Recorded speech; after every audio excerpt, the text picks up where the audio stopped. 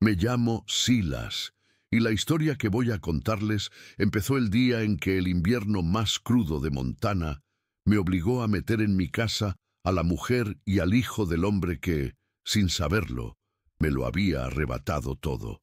Aquel día, el destino me puso a prueba de la forma más retorcida que un hombre puede imaginar, obligándome a elegir entre el rencor que me carcomía por dentro y el código no escrito que nos enseñaron en esta tierra dura. Fue la decisión más difícil de mi vida. Ahora díganme ustedes, ¿qué habrían hecho en mi lugar? Escuchen mi historia hasta el final y cuéntenme qué habrían hecho. Y de paso, díganme desde qué ciudad me escuchan, que necesito saber que no estoy solo en esto. Si quieren oír más historias del viejo oeste como esta, suscríbanse al canal. Corría el invierno de 1878, uno de esos que te hielan hasta los huesos y te hacen pensar que el mundo se ha rendido al blanco. La ventisca aullaba como un lobo hambriento en las afueras de Roca Seca, borrando caminos y esperanzas. Por igual, yo volvía al rancho con la cabeza gacha contra el viento cortante cuando mi caballo se detuvo en seco. A lo lejos, apenas una mancha oscura contra la inmensidad nívea, vi los restos de un carro destrozado. El instinto te dice que no te acerques, que en una tormenta así solo te buscas la muerte, pero algo me empujó a seguir. Era una sensación extraña, como si el viento no solo trajera nieve, sino también el eco de una desgracia que de alguna manera ya me pertenecía. Al acercarme, la mancha tomó forma. Era una mujer, desplomada junto a la rueda rota, usando su propio cuerpo como un escudo frágil contra la ventisca. Debajo de ella, acurrucado, había un niño pequeño. Estaban a un paso de la muerte, con la piel azulada y el aliento casi invisible. No sentí compasión. Lo que sentí fue una rabia sorda, una irritación profunda por aquella interrupción. Mi soledad era un muro que había construido con esmero durante 3 años, y aquella mujer y su hijo eran una brecha que no había pedido. Pero en esta tierra hay reglas que no se escriben, y una de ellas es que no se deja a una mujer y a un niño morir en la nieve. Así que desmonté, con el gesto agrio y el corazón cerrado, dispuesto a cumplir con un deber que me pesaba como una condena. El niño, que no tendría más de 5 años, estaba inconsciente. Lo envolví en una de las mantas de mi caballo y lo subí a la montura. La mujer, el ara, apenas podía mantenerse en pie. Sus ojos, llenos de un agotamiento que iba más allá del frío, me miraron con una mezcla de gratitud y miedo. No dije una palabra, no había nada que decir. La ayudé a subir y emprendimos el lento camino de vuelta a mi cabaña.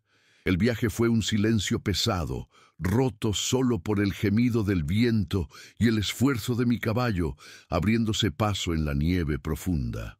Cada paso que nos acercaba a mi hogar se sentía como una profanación, como si estuviera llevando a 2 extraños al santuario, donde los fantasmas de mi mujer y mi hija aún me esperaban cada noche. Al abrir la puerta, el calor del hogar nos recibió, pero no trajo consuelo. Era un calor cargado de recuerdos, denso y asfixiante. Dejé al niño con cuidado sobre una piel de oso cerca del fuego y observé cómo el ara se derrumbaba en una silla, temblando sin control, con la mirada perdida en las llamas. La ventisca rugía fuera, pero dentro de aquellas 4 paredes se había instalado una tormenta mucho más silenciosa y peligrosa. La había salvado de morir congelada, sí, pero la había metido en una prisión de silencios y dolores pasados. En ese momento, atrapados por la nieve, los 3 éramos náufragos, ella y su hijo, de la tormenta, yo de mi propia vida. Y ninguno de nosotros sabía que el verdadero invierno apenas acababa de empezar. Mientras la ventisca seguía azotando el mundo exterior, el interior de la cabaña se había convertido en un escenario de silencios. El ara, agotada, Se había quedado dormida en la silla, con la cabeza ladeada y el rostro marcado por un cansancio que parecía venir de años, no de horas. El niño, Leo, respiraba de forma acompasada, envuelto en la piel de oso, con el resplandor anaranjado del fuego bailando sobre sus mejillas. Verlo allí, tan pequeño e indefenso, fue como si una mano helada me apretara el corazón. No era lástima lo que sentía, sino el eco agudo y punzante de un recuerdo que había intentado enterrar bajo 3 inviernos de soledad. Aquel niño, durmiendo junto a mi fuego, era un fantasma del hijo que nunca tuve y un recordatorio de la hija que perdí. Mi vida no siempre fue este silencio y esta amargura. Hubo un tiempo en que esta misma cabaña resonaba con risas. La construí yo mismo, viga a viga, con las manos agrietadas y la espalda dolorida, pero con el corazón lleno de una promesa. La promesa se llamaba Sara. La conocí en una feria del condado, con su pelo del color del trigo maduro y una sonrisa que parecía capaz de hacer florecer el desierto. No era una mujer de grandes palabras, sino de gestos firmes y una mirada que te leía el alma. Compró una de mis sillas de montar, diciendo que la costura era fuerte y honesta. Aquel día no solo vendí una silla, le entregué un futuro que aún no sabía que quería construir. Nos casamos en primavera, cuando las colinas de Montana se visten de un verde tan intenso que duele a los ojos. Nuestra vida era sencilla, tejida con el trabajo duro del rancho y la complicidad de las noches tranquilas. Recuerdo sus manos, siempre ocupadas, amasando pan, remendando mi ropa o simplemente descansando sobre las mías al final del día mientras mirábamos el fuego. Ella convirtió estas 4 paredes de madera en un hogar.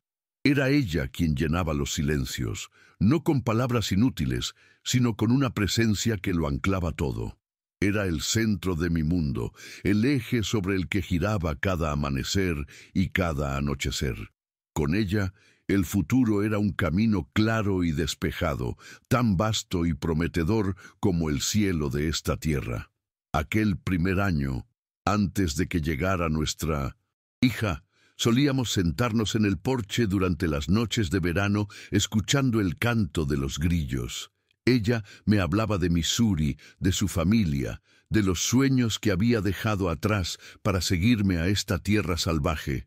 Yo, que nunca fui bueno para hablar, le contaba historias de las estrellas, las que mi padre me había enseñado a leer en el cielo.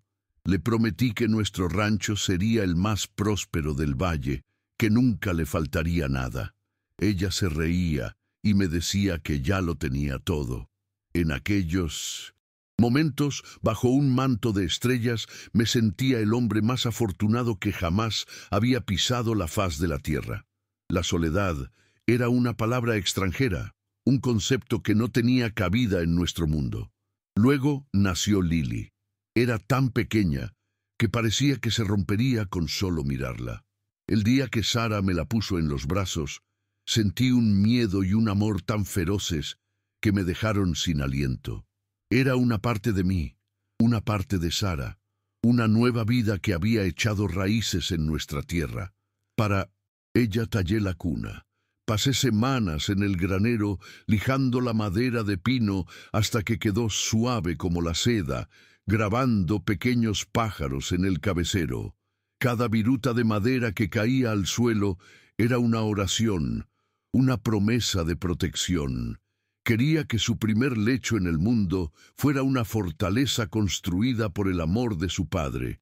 Verla dormir allí, con su pequeño pecho subiendo y bajando, era mi razón para levantarme cada mañana.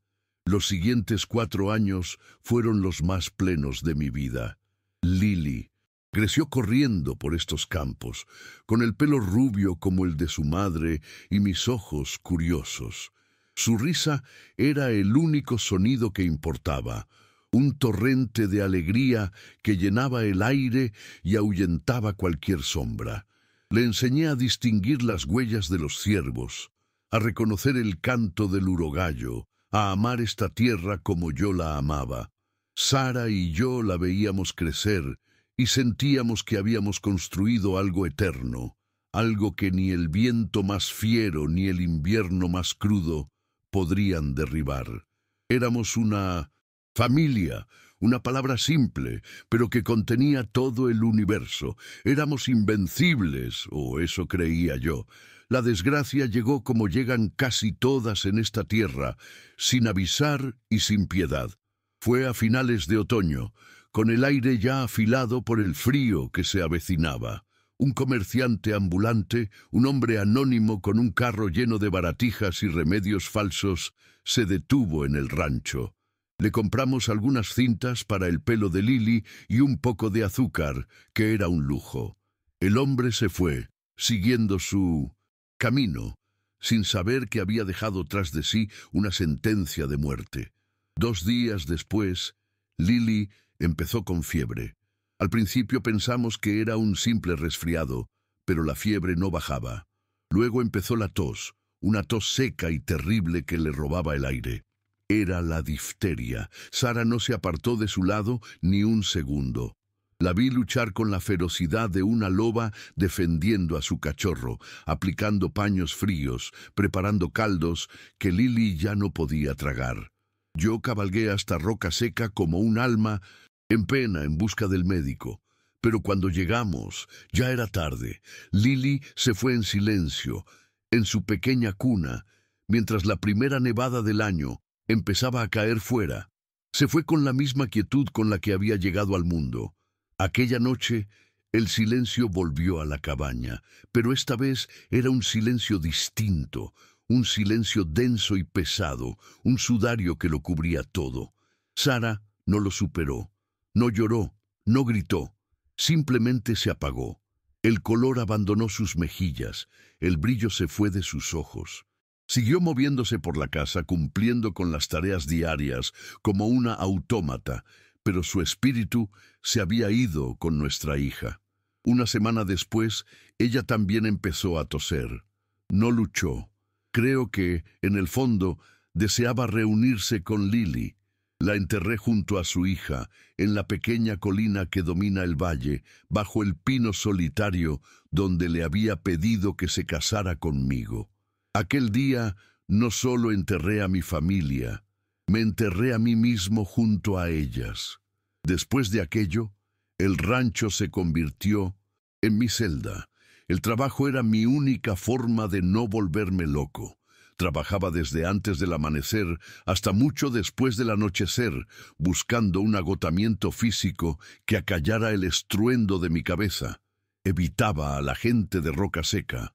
Sus miradas de lástima eran como sal en una herida abierta. Me convertí en el ranchero solitario, el hombre al que el dolor había endurecido hasta convertirlo en piedra. Saqué la cuna de la habitación y la llevé al granero. La cubrí con una lona vieja, como si, al ocultarla de mi vista, pudiera ocultar también el agujero que había dejado en mi vida. No quería recordar. No quería sentir. Durante 3 años funcionó. Construí un muro de silencio y rutina a mi alrededor, una fortaleza para mantener a raya los recuerdos. El dolor seguía allí, por supuesto, una brasa latente bajo las cenizas, pero había aprendido a vivir con él.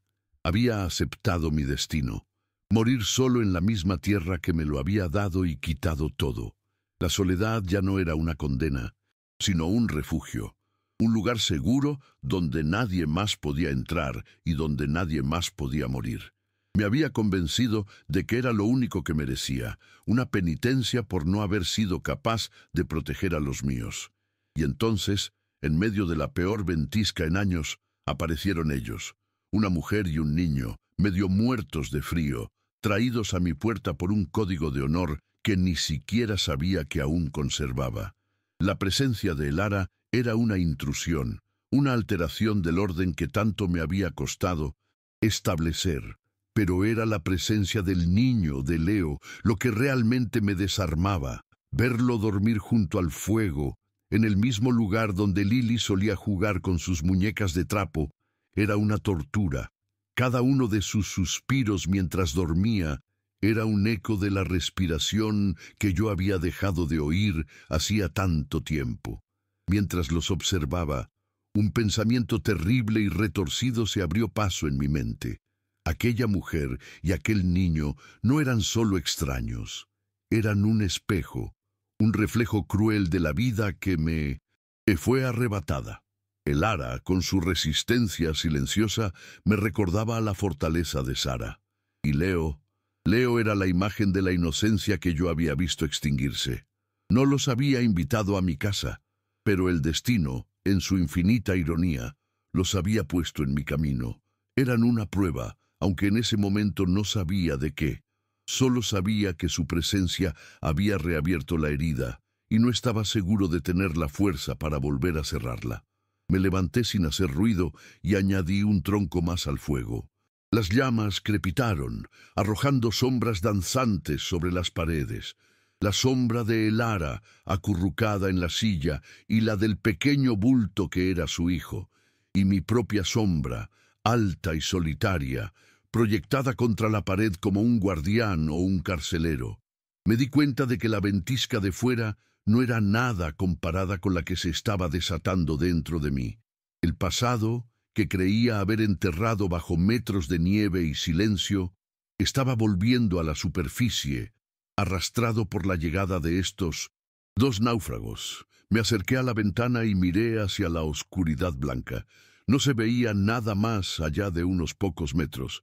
Estábamos atrapados, los tres, aislados del mundo por un muro de nieve y viento, pero el verdadero aislamiento era el que yo había construido a mi alrededor, y por primera vez en 3 años sentí una grieta en ese muro, una pequeña fisura por la que se colaba una luz extraña, una mezcla de dolor antiguo y una posibilidad que me aterraba, la posibilidad de sentir algo de nuevo. Y no había nada en el mundo que me diera más miedo que eso. Volví la vista hacia el fuego, hacia la mujer y el niño que dormían bajo mi techo. Sin saberlo, habían cruzado una frontera que yo consideraba infranqueable. Habían entrado en el santuario de mi dolor, y su simple existencia lo estaba profanando todo.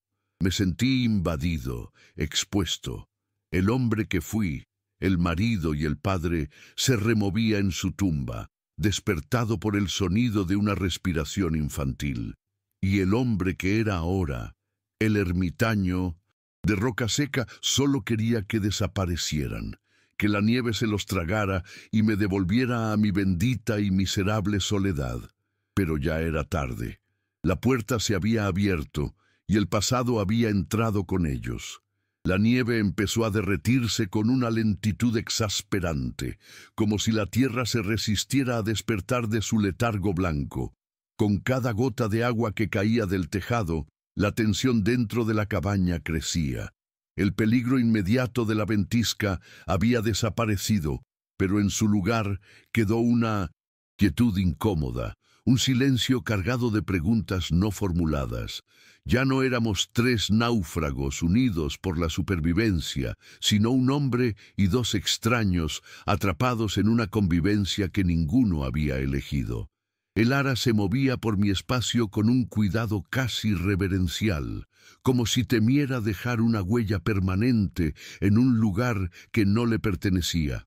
Su gratitud era una barrera tan alta como mi propio dolor, y cada uno de sus gestos amables, cada comida caliente que preparaba, se sentía como una deuda que yo no quería contraer.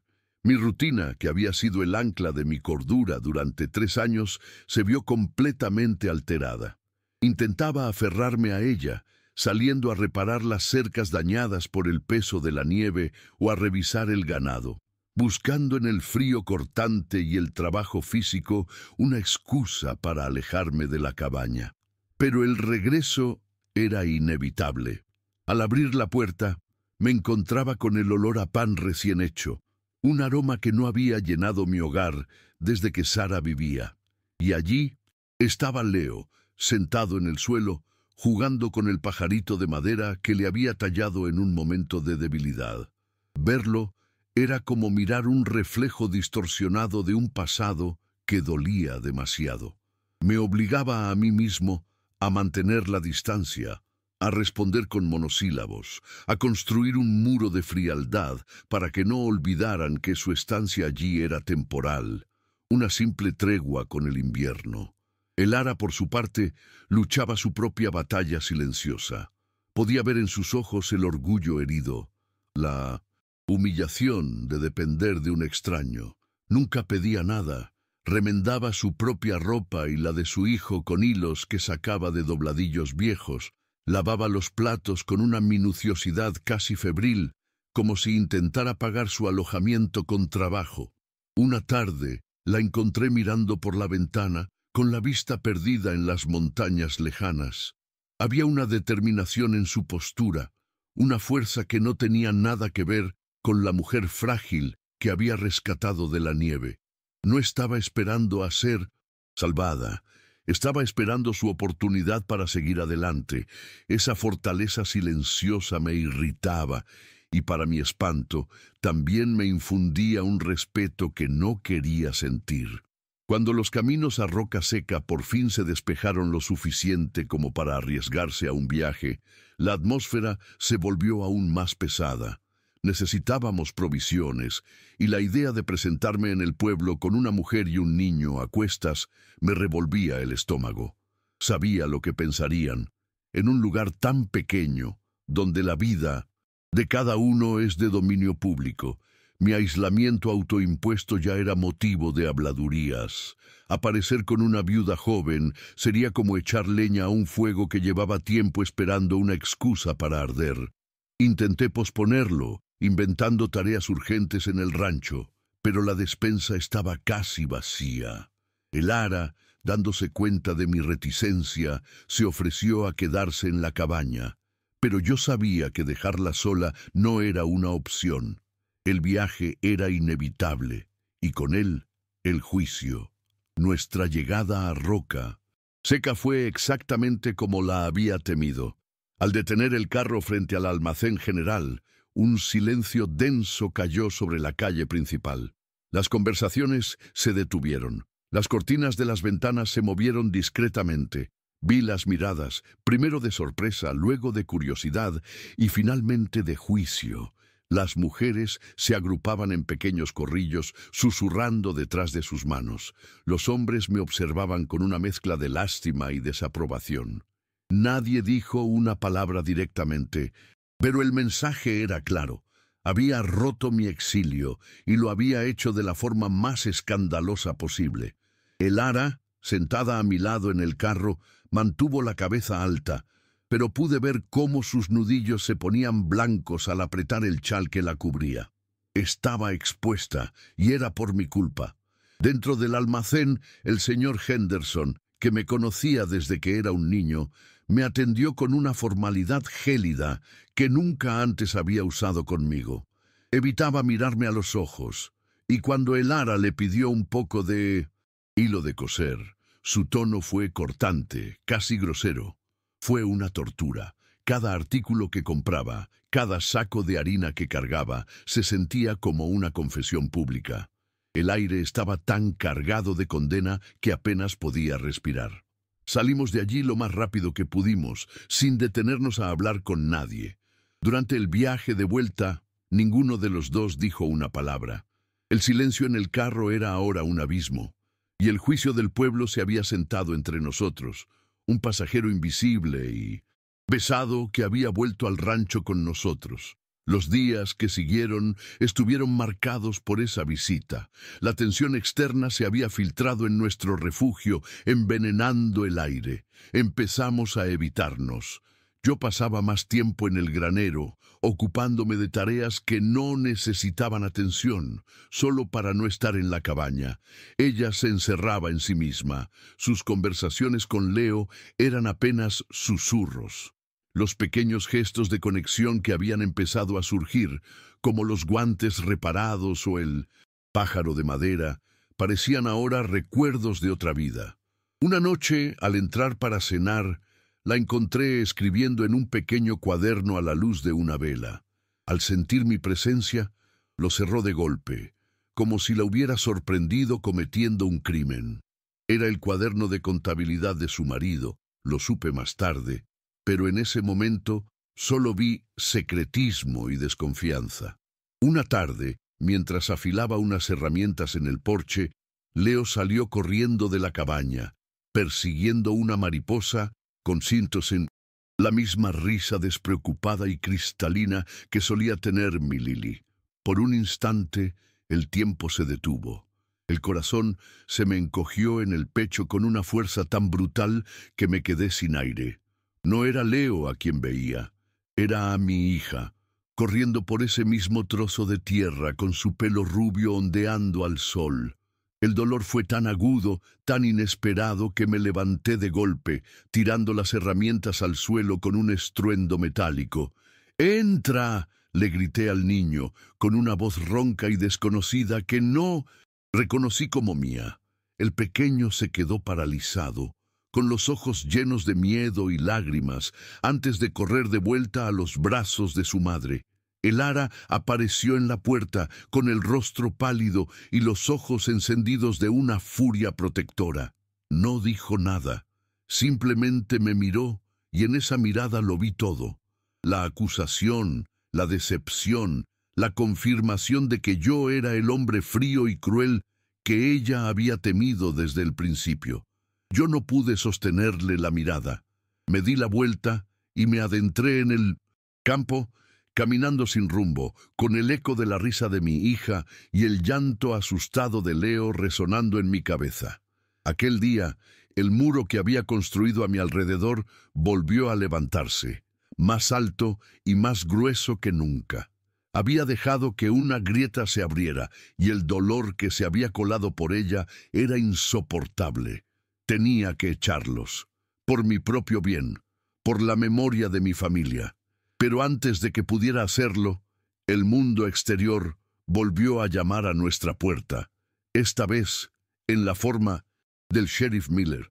Llegó una mañana con el pretexto de comprobar cómo había pasado el invierno, pero ambos sabíamos la verdadera razón de su visita.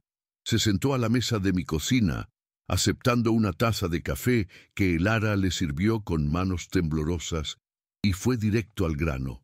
«Silas, la gente está hablando», dijo con un tono falsamente paternal. «Un hombre en tu posición, solo, y una mujer joven, no se ve bien, podría traer problemas». No era una advertencia amistosa, era una amenaza. «Velada». El pueblo, a través de su representante, me estaba dando un ultimátum. El sheriff Miller no actuaba solo por la moralidad de Roca Seca. Detrás de sus palabras podía oír la voz de Jedediah Thorne, un ranchero vecino que llevaba años codiciando mis tierras, las que lindaban con el arroyo. Thorne era un hombre influyente en el pueblo, de los que saben cómo convertir un rumor en un arma. Estaba usando a Elara, a su condición de viuda desamparada, para pintarme como un hombre sin honor, un paría, con la esperanza de que la presión me obligara a vender y marcharme. De repente, Elara y Leo no eran solo una carga emocional. Se habían convertido en un peligro tangible para todo lo que me quedaba en el mundo, mi tierra, el legado de mi padre. Aquella noche, la cabaña se sentía más pequeña que nunca. El aire estaba cargado con el peso de la visita del sheriff. Elara acostó a Leo y luego se quedó de pie junto al fuego, dándome la espalda. Yo sabía lo que tenía que hacer. Tenía que pedirle que se fuera. Era la única solución lógica. Protegería mi rancho, acallaría los rumores y me devolvería a la seguridad de mi soledad. Era lo que había querido desde el principio, ¿no? Pero cuando abrí la boca para hablar, las palabras no salieron. En su lugar, un frío glacial, que no tenía nada que ver con el clima, se instaló en mi pecho. Elara se giró lentamente, como si hubiera sentido mi lucha interna. Su rostro, iluminado por el fuego, mostraba una calma resignada que me desarmó. «No tiene que decir nada, señor Silas», dijo con la voz baja pero firme. «He oído lo que dijo el sheriff. Leo y yo nos hemos convertido en un problema para usted. Le estamos agradecidos por habernos salvado la vida, pero no abusaremos más de su hospitalidad. Hizo una pausa y sus siguientes palabras cayeron sobre mí con el peso de una sentencia.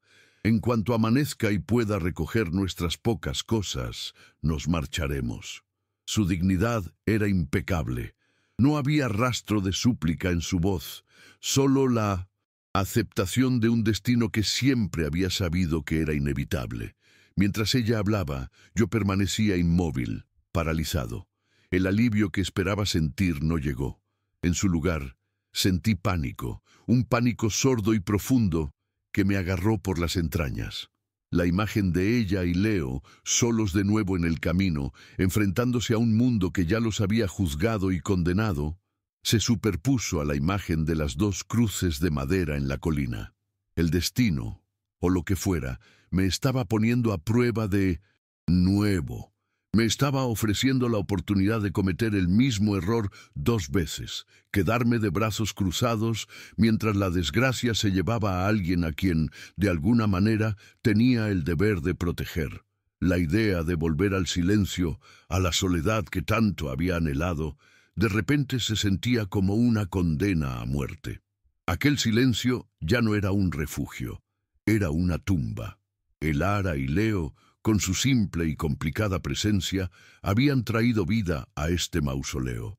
Habían llenado el vacío con el sonido de la respiración, con el olor a pan, con el desorden de un niño jugando en el suelo. Habían reabierto una herida, sí, pero también habían demostrado que debajo de la cicatriz todavía había algo capaz de sentir. Echarlos sería como arrancarme el corazón por segunda vez, y esta vez lo haría yo mismo. Después de que Elara se retirara a la pequeña alcoba que le había cedido, me quedé solo frente al fuego. Las llamas danzaban, indiferentes a mi tormento. Durante 3 años, mi vida se había regido por el pasado, por la pérdida. Cada decisión, cada acción había sido un tributo a la memoria de Sara y Lily. Pero ahora, por primera vez, el futuro me exigía una respuesta. Podía elegir el camino seguro, dejar que se fueran, vender el rancho a Thorn si la presión aumentaba y desaparecer. O podía elegir el camino incierto, quedarme y luchar. Luchar contra el pueblo, contra Thorn y lo que era peor, contra los fantasmas que habitaban en mi propia casa. La elección no era sobre Elara y Leo, no. Realmente, era sobre mí, sobre qué clase de hombre quería ser. El fantasma que se arrastraba por las ruinas de su vida o alguien que, a pesar del dolor, todavía era capaz de defender algo. O a alguien. Miré el pajarito de madera que Leo había dejado sobre la repisa de la chimenea, un objeto pequeño, tosco, tallado en un momento de impulso, una conexión, una promesa silenciosa que no sabía que había hecho. En ese momento supe que no podía dejarlos marchar, no sin luchar. Me levanté y salí al Eborche. El aire de la noche era frío y limpio, y el cielo estaba cubierto de 1.000.000 de estrellas, las mismas que Sara y yo solíamos mirar. La decisión se asentó en mi interior, no con la calidez de la esperanza, sino con el peso frío y duro de la necesidad. No sabía si estaba haciendo lo correcto. No sabía si tenía la fuerza para llevarlo a cabo. Solo sabía que si los dejaba ir, el silencio que vendría después me destruiría por completo. La paz que tanto había buscado en el aislamiento era una mentira. La verdadera batalla no estaba en el pasado, contra los recuerdos que me atormentaban. Estaba aquí, y estaba a punto de empezar. A la mañana siguiente, el aire en la cabaña era tan fino y frío que parecía a punto de quebrarse. Elara se movía con una eficiencia silenciosa, doblando sus escasas ropas y metiéndolas en un pequeño baúl de madera. Cada uno de sus gestos era una despedida, un corte limpio con el breve refugio que había encontrado. Yo la observaba desde mi silla, con una taza de café enfriándose entre las manos, sintiendo cómo el silencio que tanto había anhelado se preparaba para regresar. Pero esta vez, la idea de ese silencio no traía paz, sino el eco de una tumba. Era el mismo silencio que había seguido a la muerte de mi familia, un vacío que ahora sabía que no podría volver a soportar. Verla prepararse para marchar era como asistir a mi propio entierro, y una parte de mí, una que creía muerta, se rebelaba contra ello. Leo dormitaba aún cerca del fuego, ajeno a la decisión que sellaba su destino. El ara se acercó al baúl para cerrarlo, pero la vieja cerradura de latón se atascó. Luchó con ella un momento, con una frustración contenida en el apretar de sus labios. La vi rendirse con un suspiro casi inaudible. Aquel pequeño fracaso pareció romper su coraza de dignidad. Fue un gesto tan pequeño, tan humano, que me obligó a moverme. «Déjeme a mí», dije, con una voz más áspera de lo que pretendía. No era una oferta de ayuda, sino una necesidad de retrasar lo inevitable, de robarle al destino unos minutos más. Me arrodillé junto al baúl, sintiendo su mirada clavada en mi espalda, una mezcla de sorpresa y desconfianza. Ella asintió sin decir palabra y se apartó para darme espacio. Mientras forzaba el mecanismo oxidado con la punta de mi cuchillo, la tapa del baúl se venció y se abrió de golpe, desparramando su contenido por el suelo de madera. No era mucho: un par de vestidos remendados, un peine de hueso, los zapatitos gastados de Leo. Y, entre la ropa, un pequeño libro encuadernado en cuero, gastado por el uso. Cayó abierto con las páginas amarillentas extendidas como las alas de un pájaro herido. Lo recogí con la intención de devolvérselo sin más, pero algo en la página abierta detuvo mi mano. Era una caligrafía ordenada, precisa, la de un hombre que llevaba cuentas de su vida con esmero. Mis ojos, casi sin quererlo, se posaron en una de las entradas. No buscaba nada, pero el nombre del pueblo, Roca Seca, saltó a la vista. Y, debajo, una fecha que conocía tan bien como la de mi propio nacimiento. Finales de otoño, 3 años atrás. Un escalofrío me recorrió la espalda, una corriente helada que nada tenía que ver con la mañana. Sentí como el suelo se abría bajo mis pies. El ara se movió para recoger sus cosas, pero yo estaba paralizado, con el libro en la mano, sintiendo su peso como si fuera una lápida.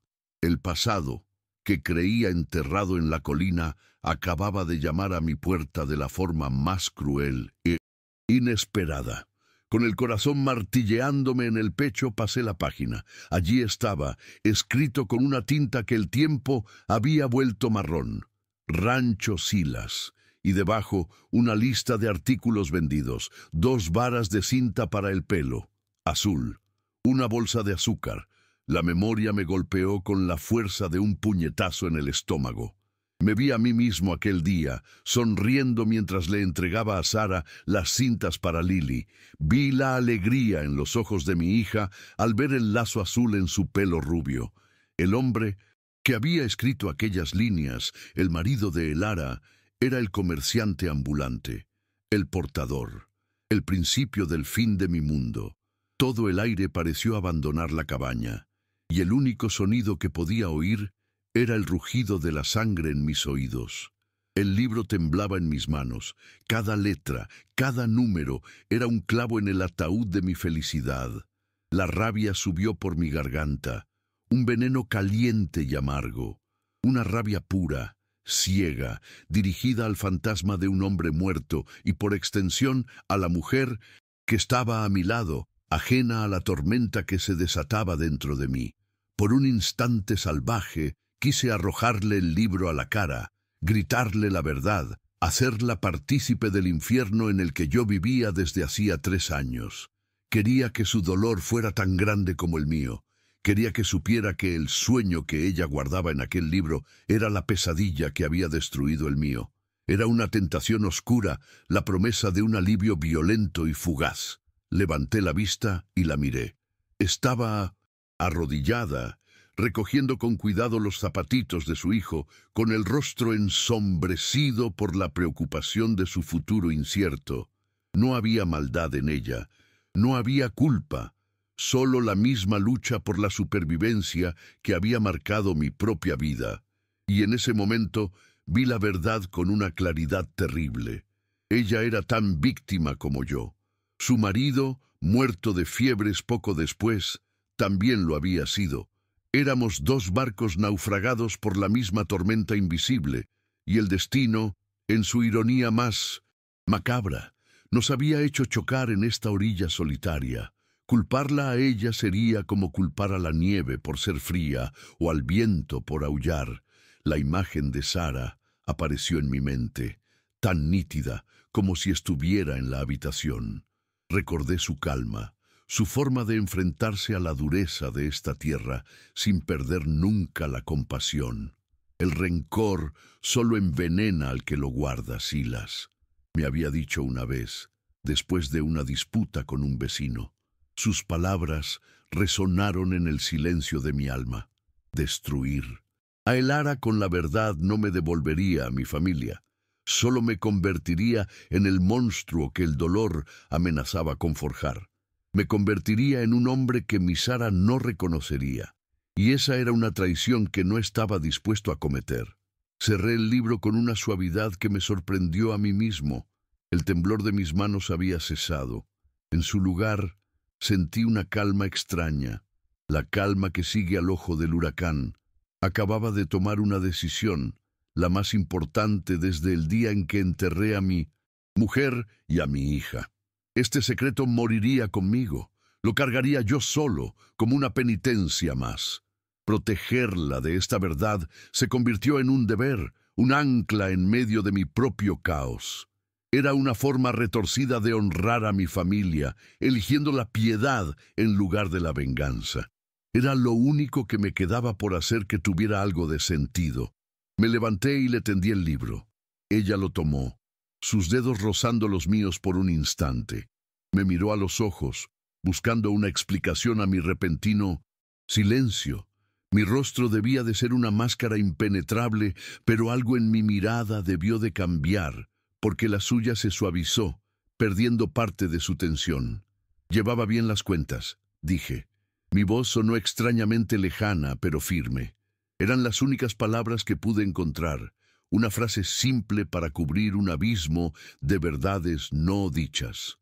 Un puente frágil sobre un río de dolor que ella nunca cruzaría. Una sonrisa triste y fugaz asomó a sus labios. Abrazó el libro contra su pecho como si fuera un tesoro. Era nuestro sueño, susurró más para sí misma que para mí. Cada centavo ahorrado era un paso más hacia nuestra propia tierra. Su inocencia, la pureza de su recuerdo, fue como una puñalada, pero también fue la confirmación de que había tomado la decisión correcta. Ese sueño, aunque nacido de la misma semilla que mi desgracia, merecía ser protegido. En ese instante dejé de ser el hombre que reaccionaba a su presencia. Me convertí, sin que ella lo supiera, en el guardián de su memoria. Mi propósito cambió. Ya no se trataba solo de sobrevivir a mi propio dolor, sino de asegurarme de que el suyo no se multiplicara. La amenaza ya no eran solo los fantasmas de mi pasado, sino la verdad que sostenía en mis manos. Mi soledad autoimpuesta se transformó. Antes era un escudo contra el mundo. Ahora se convertía en una fortaleza para protegerla a ella y a su hijo. El peso de mi pérdida no desapareció, pero se asentó de una forma nueva. Ahora tenía un sentido, un propósito que iba más allá de mi propia miseria. Terminé de arreglar la cerradura del baúl. El sonido metálico de la herramienta al encajar la pieza en su sitio resonó en la cabaña. Era un sonido definitivo, el de algo que se cierra para no volver a abrirse. Aseguré la tapa, encerrando dentro sus pocas pertenencias y mi terrible secreto. El baúl estaba listo para el viaje, pero ellos ya no se iban a ir. No si yo podía evitarlo. Me puse en pie, sintiéndome más dueño de mí mismo de lo que me había sentido en Milnosin. 3 años. La miré directamente enfrentando la incertidumbre de sus ojos. No tienen que marcharse, dije, y las palabras salieron con una autoridad que me sorprendió. La primavera aún no se ha asentado. Los caminos no son seguros. Era una excusa, una mentira piadosa, pero ambos sabíamos que significaba algo más. Era una tregua, una oferta, el principio de algo que ninguno de los dos entendía todavía, pero que ambos, en el fondo de nuestros corazones rotos, necesitábamos desesperadamente. Ella no respondió de inmediato, solo me observó, tratando de leer en mi rostro endurecido la razón de mi cambio. Pude ver la duda luchando contra el alivio en su mirada. Finalmente, asintió lentamente, una única vez. Un gesto pequeño que lo cambió todo. La decisión estaba tomada.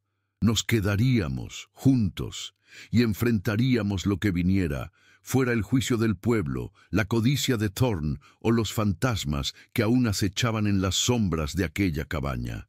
La batalla acababa de empezar, pero por primera vez no sentía que fuera a lucharla solo. Sin decir una palabra más, salí al porche. El sol de la mañana empezaba a calentar el aire, derritiendo los últimos vestigios de la nieve. Respiré hondo, llenando mis pulmones con el olor a pino y tierra húmeda. Era el olor de un nuevo comienzo, aunque estuviera construido sobre los cimientos de una vieja tragedia. Miré hacia la colina donde descansaban Sara y Lily. No pedí su perdón ni su bendición. Simplemente les hice una promesa silenciosa, la promesa de que la vida de alguna manera continuaría, y que yo, por fin, iba a formar parte de ella. La confrontación llegó, como era de esperar, en el lugar más público y cruel posible, el porche del almacén general de Roca Seca. El sheriff Miller, con Jedediah Thorn a su lado como una sombra satisfecha, nos cortó el paso cuando salíamos.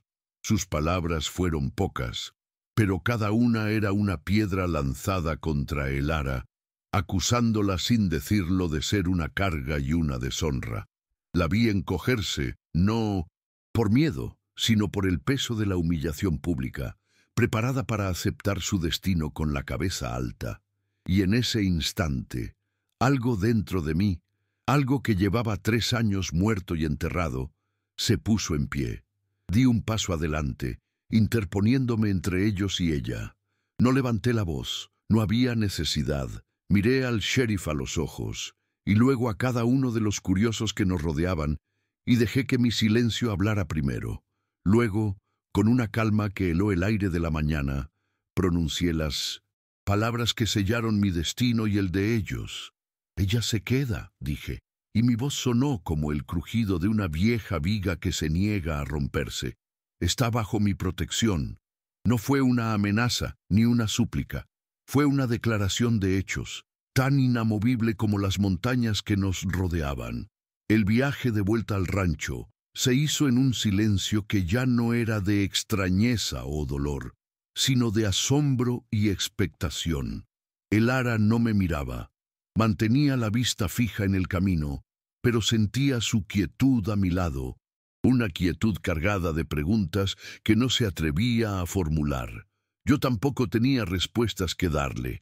Había actuado por un instinto más profundo que la razón, un impulso por proteger no solo a una mujer y a un niño, sino la última brizna de decencia que quedaba en mi alma. Al trazar esa línea en el polvo de Roca Seca, no solo los había defendido a ellos, me había defendido a mí mismo del hombre en el que el rencor amenazaba con convertirme. Había elegido un bando, y al hacerlo, había declarado la guerra a mi propio pasado. El peso de esa elección se sentía en el aire, en el chirrido de las ruedas del carro, en la vasta soledad del paisaje que ahora, por primera vez en mucho tiempo, no parecía un enemigo, sino un testigo silencioso de un nuevo y frágil comienzo. Aquella misma tarde, sin decir una palabra a el ara, me dirigí al granero. El aire en su interior era denso, olía a heno seco, a cuero viejo y a recuerdos estancados. Caminé hasta el rincón más oscuro, donde el pasado dormía, bajo una lona polvorienta. Con un gesto lento, casi ceremonial, la retiré, y allí estaba, la cuna que mis propias manos habían tallado para Lily. Verla de nuevo fue como recibir un golpe en el pecho que me dejó sin aire. Cada curva de la madera, cada pájaro grabado en el cabecero era un eco de una felicidad perdida, un monumento a un futuro que nunca llegó a ser. Durante 3 años había evitado aquel rincón como si estuviera maldito, pero ahora, al mirarla, el dolor seguía allí, agudo y profundo, pero ya no estaba solo. A su lado había nacido un propósito. Aquel objeto, que había sido el símbolo de mi mayor pérdida, tenía la oportunidad de convertirse en el símbolo de una nueva vida. Saqué la cuna a la luz del sol poniente, que teñía el mundo de un rojo anaranjado, el color de las brasas y los finales. Cogí un trozo de lija y comencé a trabajar la madera. El sonido era suave, rítmico, un susurro en la quietud de la tarde. No estaba reparando un mueble, estaba llevando a cabo un ritual. Con cada pasada sentía que no solo alisaba la madera, sino también los bordes afilados de mi propio dolor. Estaba borrando el polvo del abandono, preparando un lugar no para un fantasma, sino para un niño de carne y hueso que dormía en mi casa. En un momento dado sentí una presencia y levanté la vista. El ara estaba de pie en la puerta del granero, con el rostro iluminado por el sol, observándome en silencio. No hubo palabras, no eran necesarias. Nuestros ojos se encontraron por encima de la cuna, y en esa mirada compartida se selló un pacto que ningún sheriff podría romper. Era mi respuesta, mi promesa. Mi forma de decirle que, aunque nuestro refugio estuviera construido sobre las cenizas de una tragedia, iba a ser un refugio de verdad. Esa noche, la cuna ocupaba un lugar junto al fuego. Estaba limpia, restaurada, esperando. No hablamos de amor, ni de futuro. No hacía falta. Nos sentamos en silencio, viendo cómo las llamas danzaban y proyectaban sus sombras sobre la madera vacía. El silencio ya no era una tumba, sino un espacio para respirar. Había descubierto que la verdadera justicia no consistía en vengar el pasado, sino en negarse a que éste te arrebate el presente. Al elegir proteger a Elara y a Leo, no había traicionado la memoria de mi familia. La había honrado de la única forma posible, eligiendo la vida sobre la amargura. No sé lo que nos depararía el mañana, pero en aquella cabaña, en medio de la inmensidad de Montana, 3 almas rotas habían encontrado un ancla. Y a veces, en esta tierra dura, un ancla es lo más parecido a un hogar que un hombre puede esperar.